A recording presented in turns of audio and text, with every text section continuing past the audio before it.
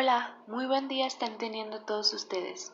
Presento a nuestro equipo número 3 de la asignatura de termodinámica, conformado por Valenzuela Rantia Jocelyn, Lizarra Gozuna Araceli, Flores Loaiza Mariana, Zamora Martínez Cassandra, Nicolás Jauregui Montserrat, Serrano Fimbres Aarón y Beltrán Rojas Luis. Bienvenidos a este nuestro video donde les explicaremos acerca de los gases y sus características. Así que, sin más que decir, comencemos. Primeramente, definimos como gas ideal a aquel donde todas las colisiones entre átomos y moléculas son perfectamente elásticas y en el que no hay fuerzas atractivas intermoleculares. Se puede visualizar como una colección de esferas perfectamente rígidas que chocan unas con otras, pero sin interacción entre ellas.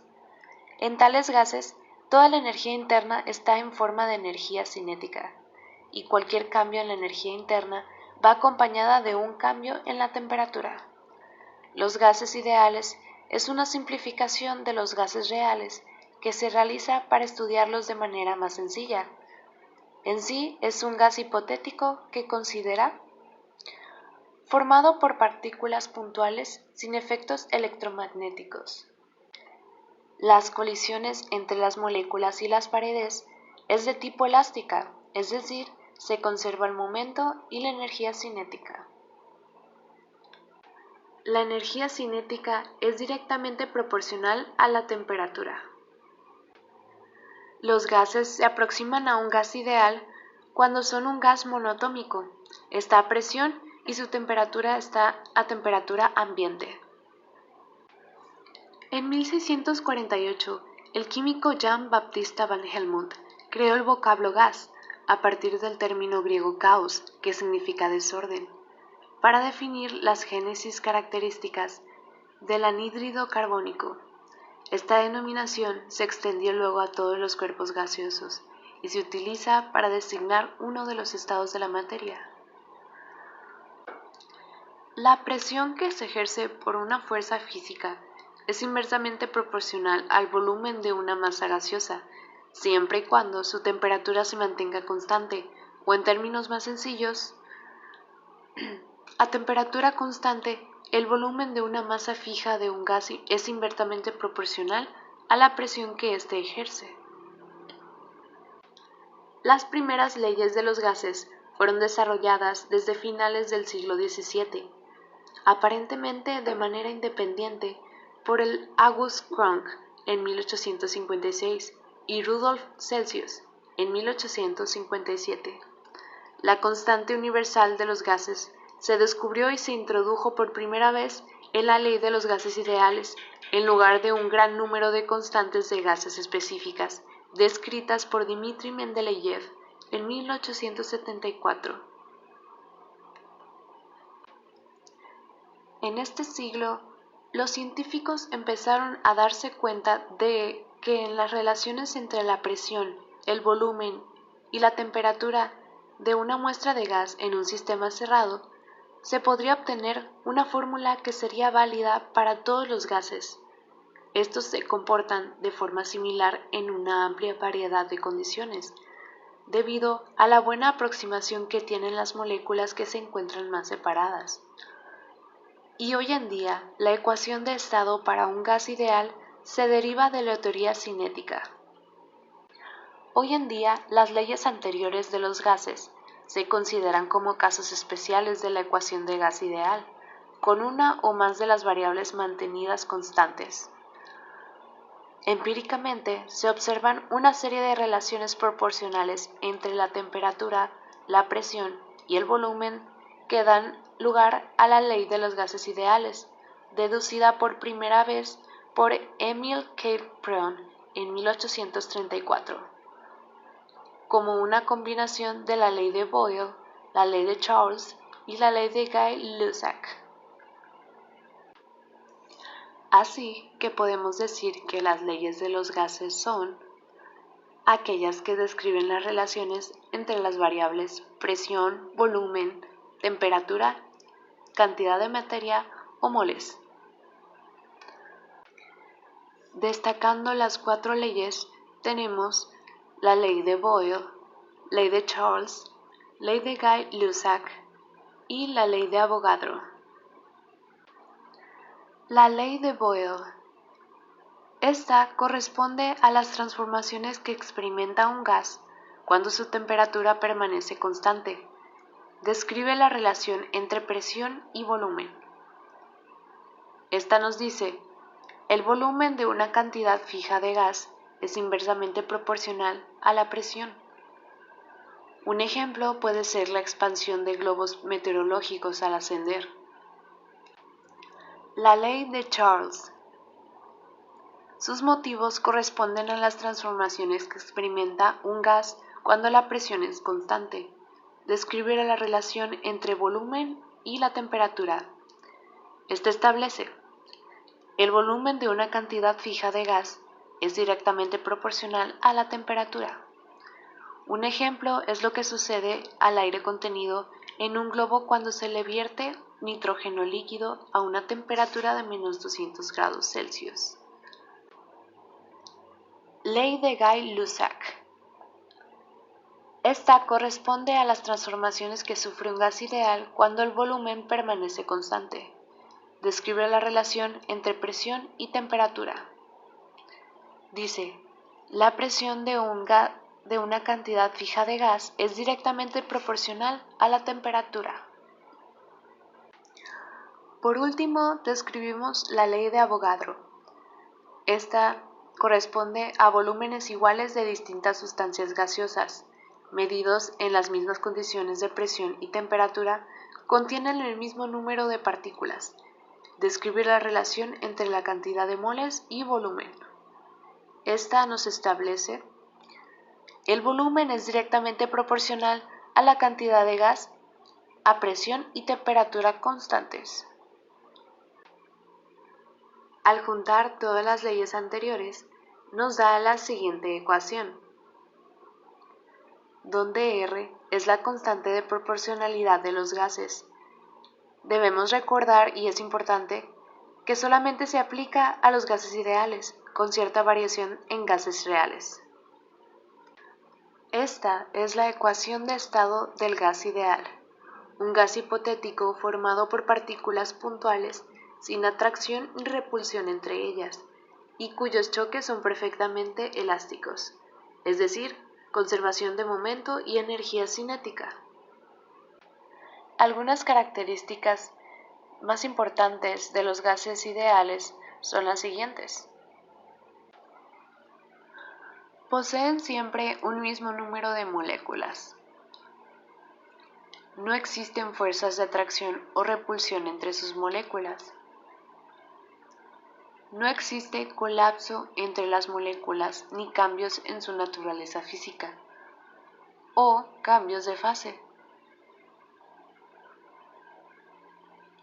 Las moléculas del gas ideal ocupan siempre el mismo volumen, a las mismas condiciones de presión y de temperatura.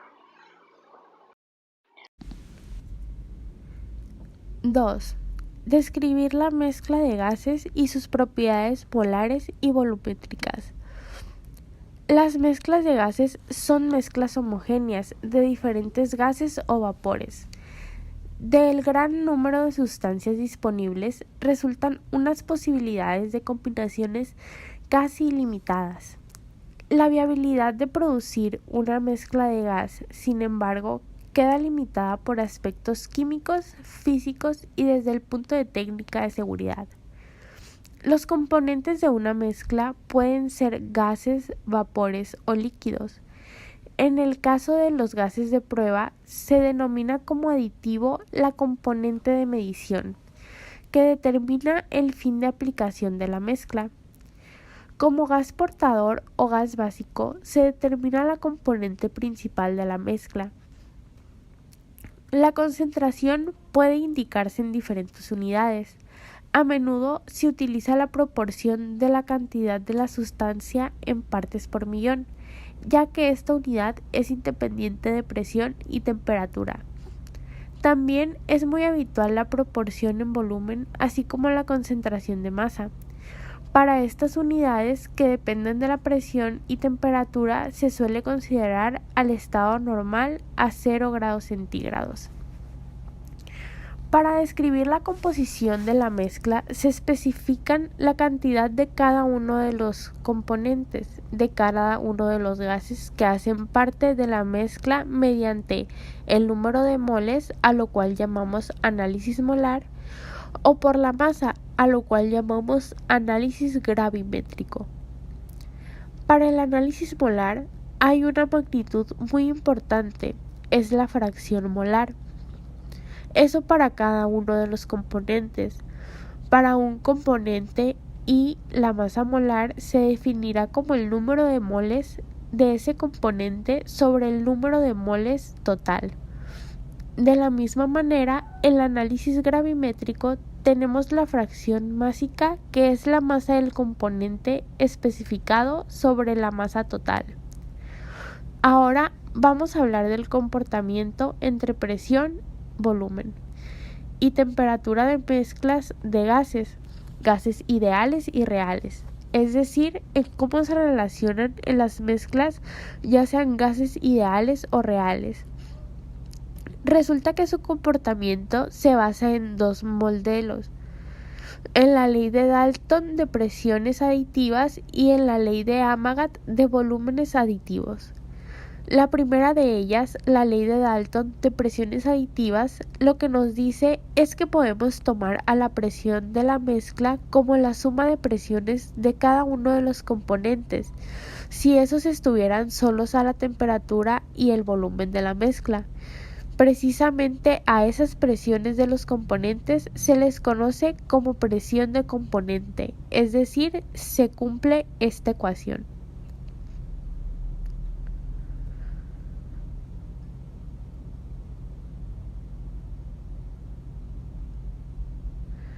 Por su parte, la ley de Amagat de volúmenes aditivos lo que nos dice es que el volumen de la mezcla se puede tomar como la suma de los volúmenes que cada gas que la compone ocuparía si estuviera solo a la temperatura y a la presión de la mezcla.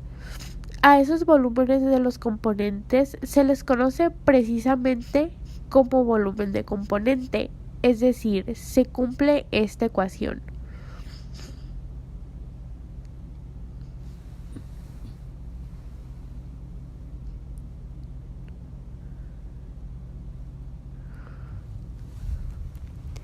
Estas leyes se cumplen exactamente cuando se mezclan gases ideales y de manera aproximada cuando se trabaja con gases reales. Las propiedades de las mezclas de gases. Para evaluar las propiedades extensivas, es decir, que dependen de la masa de una mezcla no reactiva de gases, ya sea gases ideales o gases reales, lo que hacemos es sumar las contribuciones de cada componente de la mezcla, es decir, la masa total será la suma de las masas de cada uno de los componentes. La energía interna total, la suma de las energías internas de cada uno de los componentes. Eso lo podemos expresar específicamente como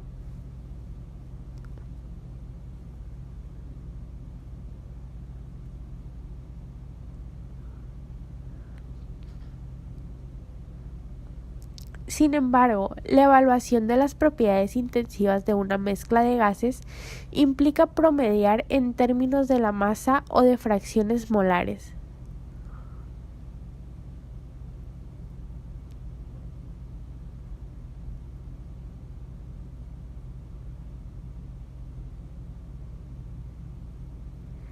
Tres. Diferencia entre gas real y gas ideal. Los gases reales son gases que existen en la naturaleza, cuyas moléculas están sujetas a las fuerzas de atracción y repulsión. Es aquel que posee un comportamiento termodinámico y que no sigue la misma ecuación de estado de los gases ideales. Los gases se consideran como reales a presión elevada y poca temperatura. Sus características son las siguientes: no se expanden infinitamente, tendencias a formar enlace químico, suelen comportarse en forma cualitativa del mismo modo que un gas ideal. Dentro de los gases reales encontramos el helio, que es usado en los globos. Gases ideales. Es aquel cuyas dimensiones moleculares pueden despreciarse. Esto puede parecer contradictorio, pues desde el punto de vista matemático, ningún punto tiene dimensiones y el gas ideal está compuesto por puntos materiales, por lo cual no ocurren colisiones entre ellos y sus velocidades individuales no sufren cambios. Las condiciones que estos deben cumplir ya fueron mencionadas en el punto número 1 de este video. Diferencias entre gases reales e ideales. Número 1. Para un gas ideal, la variable Z siempre vale 1. En cambio, para un gas real, Z tiene que valer diferente que 1. Número 2. La ecuación de estado para un gas ideal prescinde de la variable Z, ya que esta para un gas ideal vale 1 y para un gas real, ya que esta variable tiene que ser diferente de 1. Número 3. La ecuación de Van der Waals se diferencia de los gases ideales por la presencia de dos términos de corrección. Uno corrige el volumen y el otro modifica la presión. Número 4. Los gases reales a presiones y temperaturas cercanas a las ambientales actúan como gases ideales. Así como las diferencias, también podemos encontrar semejanzas entre ellos. Número 1. Si un gas es un compuesto de moléculas, son iguales. Número 2. Las moléculas de un gas están en movimiento aleatorio. Número 3. El volumen de las moléculas es muy pequeña a comparación del espacio ocupado. Número 4. En los choques es donde se presentan fuerzas en las moléculas. La distancia entre estas es muy grande por el mismo tamaño, como anteriormente son muy pequeñas. Número 5. Sus choques conservan la energía cinética del recipiente, donde se encuentra, mientras el choque, que dura un momento muy corto, cambia la energía cinética a energía potencial. Como conclusión tenemos que un gas ideal está contemplado como parte del grupo de los gases teóricos como componerse de partículas puntuales que se mueve de modo aleatorio y que no interactúan entre sí. El gas real, en cambio, es aquel que posee un comportamiento termodinámico y que no sigue la misma ecuación de estado de los gases ideales. Los gases se consideran como reales a presión elevada y poca temperatura. En condiciones normales de presión y temperatura, en cambio, los gases reales suelen comportarse en forma cualitativa del mismo modo que un gas ideal. Por lo tanto, gases como el oxígeno, el nitrógeno, el hidrógeno o el dióxido de carbono se pueden tratar como gases ideales en determinadas circunstancias. La diferencia entre los gases ideales y los gases reales son varias, como por ejemplo, los gases ideales son un conjunto de partículas puntuales con desplazamiento aleatorio. En cambio, los gases reales exhiben propiedades que no pueden explicar aplicando la teoría general de los gases ideales. La principal diferencia entre los gases ideales y los gases reales son las condiciones de cada uno. El gas ideal solamente toma en cuenta la presión y la temperatura. En cambio, el gas real se considera efectos de compresibilidad, capacidad calorífica, fuerzas de Van der Waals y efectos del no equilibrio. Yo les hablaré sobre la ecuación de los gases reales. Como ya hemos mencionado, el gas ideal se presenta cuando las presiones son bajas y las temperaturas son altas. Esto garantiza la movilidad de las partículas Por lo tanto, el volumen del gas es igual al volumen del recipiente que los contiene. Cuando el gas es real, las presiones son altas y las temperaturas son bajas. Entonces, las correcciones para sacar el volumen se da en dos valores. Por lo tanto, aquí se aplica la ecuación de Van der Waals. La ecuación de Van der Waals es una ecuación de estado de un fluido compuesto de partículas con un tamaño no despreciable y con fuerzas intermoleculares como las fuerzas de Van der Waals. La ecuación está basada en una modificación de la ley de los gases ideales para que se aproxime de manera más precisa al comportamiento de los gases reales, al tener en cuenta su tamaño no nulo y la atracción entre sus partículas. A continuación se presenta la ecuación.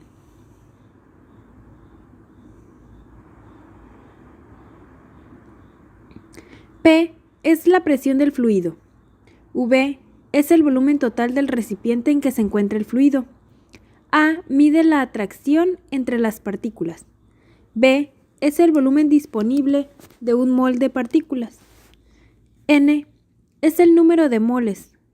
R es la constante universal de gases ideales y T es la temperatura en Kelvin. A continuación expondré el punto número 5. El comportamiento presión, volumen, temperatura de muchos gases a presiones bajas y altas temperaturas moderadas se puede modelar bastante bien por la ecuación de estado de gas ideal. Presión por volumen es igual a N por R por T. Esta imagen nos muestra la constante universal de los gases R en varios conjuntos de unidades. A continuación se muestra la imagen.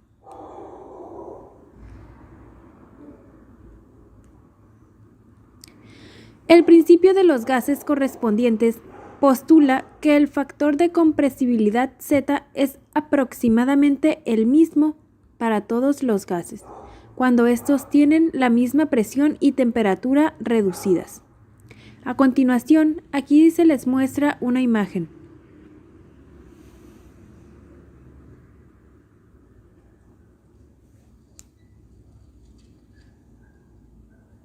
Ahora hablaremos del factor de compresibilidad. Es un factor de corrección que se introduce en la ecuación de estado del gas ideal para el comportamiento de los gases reales. Los gases reales se comportan como gases ideales para condiciones de baja presión y alta temperatura, tomando como referencia los valores del punto crítico. Es decir, si la temperatura es mucho más alta que la del punto crítico, el gas puede tomarse como ideal. Y si la presión es mucho más baja que la del punto crítico, el gas también puede tomarse como ideal. Entonces, la ecuación nos queda como presión por volumen específico igual al factor compresibilidad por la constante del gas por la temperatura, donde el factor de compresibilidad es igual al volumen real sobre el volumen ideal.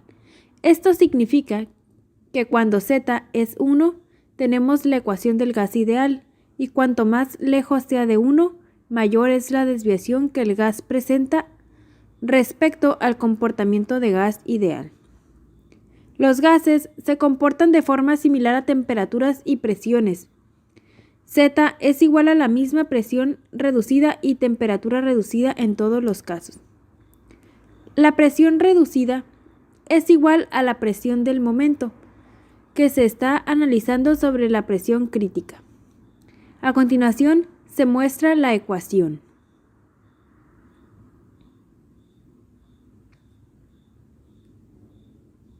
La temperatura reducida es igual a la temperatura del momento que se está analizando el gas sobre la temperatura crítica. La presión crítica y la temperatura crítica son propias de cada gas. Entonces, para encontrar el factor de compresibilidad Z, lo podemos hacer mediante la carta de compresibilidad generalizada. En esta carta tenemos el eje X, la presión reducida, Estas curvas son la temperatura reducida y en el eje Y tenemos el factor de compresibilidad Z.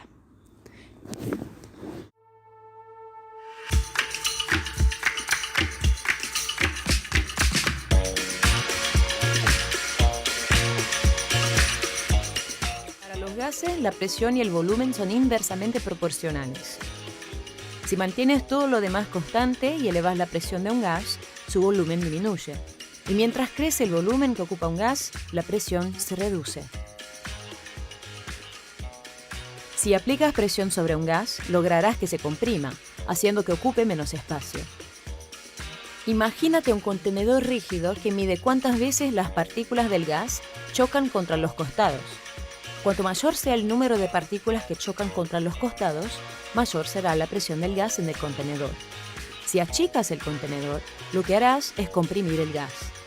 Las partículas de gas chocarán más veces contra los costados por cada segundo, lo que significa que la presión es mayor.